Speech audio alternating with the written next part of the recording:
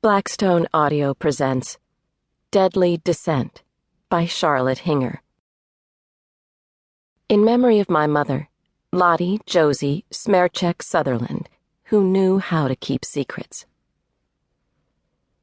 Whoever goes about slandering reveals secrets, but he who is trustworthy in spirit keeps a thing covered. Proverbs, chapter 11, verse 13, English Standard Version.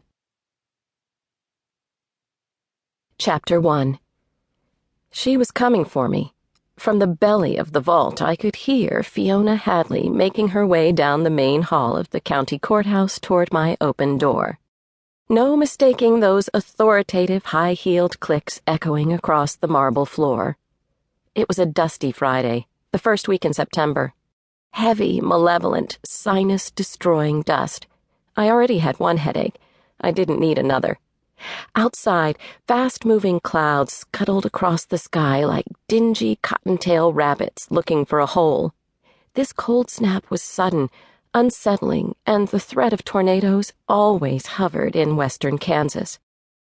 I looked at the hodgepodge of layouts, family photos, bottles of glue, masking tape, old magazines, and stacks of memorabilia cluttering the office of the Carleton County Historical Society. The place was not always a dump. I wished the mother of our youngest state senator could see us at our shining best, just once. Then perhaps she would coax her son to squeeze more funds out of the legislature. I caught a glimpse of her taut face as she rounded the stairwell. Countdown time, and I still had not decided how to handle her sister's submission to the county history book. If Fiona knew about Zelda's story, all hell was going to break loose. She paused in the doorway. I rose and made a swipe at my hair, wishing I had worn it in a chignon instead of a long braid. At the Historical Society, dress-down Friday is patched Levi's, an old denim work shirt, and cowboy boots. Dressing up is new denim, shirt tucked in. I was quite a contrast to the lady who was dressed to kill. Fiona Hadley wore a forest green cloche pulled over her brassy yellow curls. Her hat was the exact shade of her exquisitely tailored gabardine suit. A facelift? A little tuck here and there? Probably. But it had never been mentioned in the press. She should have been an easy target.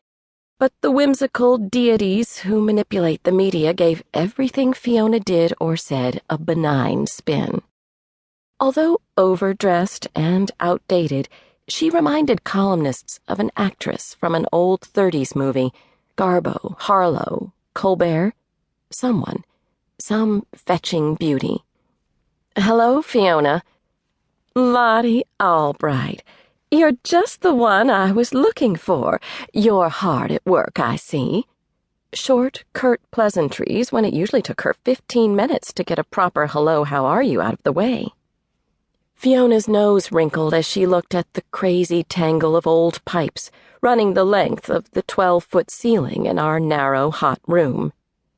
As usual, deadline this week.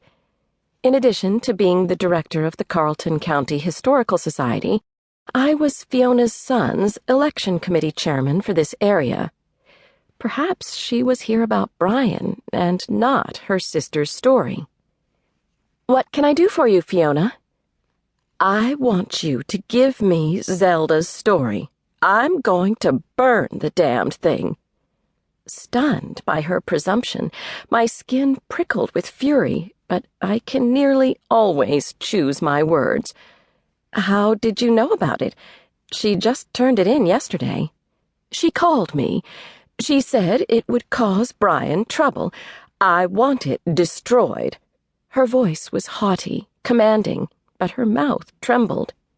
"Fiona, Zelda's story is now a historical document in her own hand. It's under lock and key. Before I agreed to put together the county history books, I insisted on sole editorial control over every word, picture, drawing, or clipping included in these books. There were good reasons for that. Zelda doesn't have the right. You don't have the right. I can't let people